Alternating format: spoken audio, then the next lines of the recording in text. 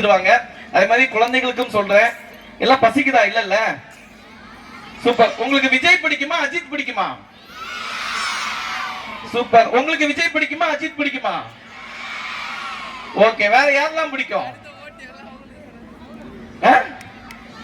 அப்துல் கலாம் ஐயா பிடிக்குமா? அவன் நல்ல கைத்தட்டல் கொடுக்கலாமா? சூப்பர். இதை எதற்கு கேட்டேன் அப்படின்னா, வாழ்க்கையில எல்லோருக்கும் ஏதாவது ஒரு விஷயம் பிடிக்கும். ஆனால் என்னை கேட்டால் உங்களுக்கு யாரை பிடிக்கும் என்று கேட்டால், எவர் ஒருவர் என்னை பிடிக்கும் என்று சொல்கிறாரோ அவர்கள் நிச்சயமாக வாழ்க்கையில் வெற்றியாளனாக முடியும்.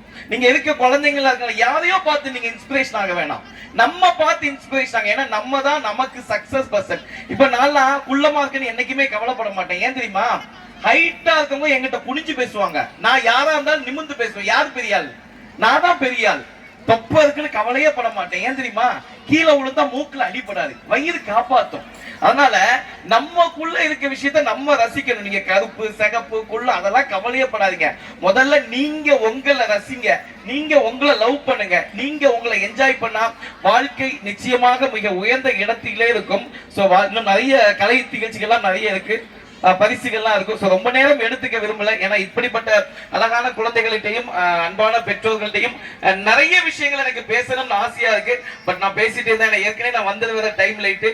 இன்னும் நிறைய காலம் ஆகிவிடும் என்பதால் ஒரே ஒரு விஷயம் மட்டும் நான் சொல்லிக்கிறேன். இங்க இருக்க பெற்றோர்களுக்கும் குழந்தைகளுக்கும், நாம் வாழ்கின்ற வாழ்க்கை அழகான வாழ்க்கை, நாம் வாழும் வாழ்க்கை அற்புதமான வாழ்க்கை. இன்னைக்கு நீங்க சேர்ந்திருக்க பள்ளிக்கூடம் அற்புதமான பள்ளிக்கூடம். ஒரு ராஜாட்ட கழுதையும் குதிரையும் வாழ்ந்துட்டு இருந்துச்சான். அப்ப அந்த ராஜா என்ன பண்ணானா, குதிரைக்கு மட்டும் நல்ல கொழுத்த உணவுகளா கொடுத்து கொடுத்து வளர்த்துட்டு இருந்தாரு. அப்ப அந்த கழுதைக்கு மட்டும் தரம் தாழ்ந்த உணவு. அப்ப அந்த கழுதை நினைச்சுச்சான், நம்ம மட்டும் பேசாம குதிரையா பிறந்திருக்கலாம் இல்லையா?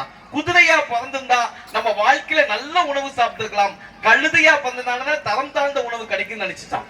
திடீர்னு ஒரு நாள் போர்க்காலம் வந்துச்சு. ராஜா என்ன பண்ணாரு, குதிரை எடுத்துட்டு போயிட்டாரு.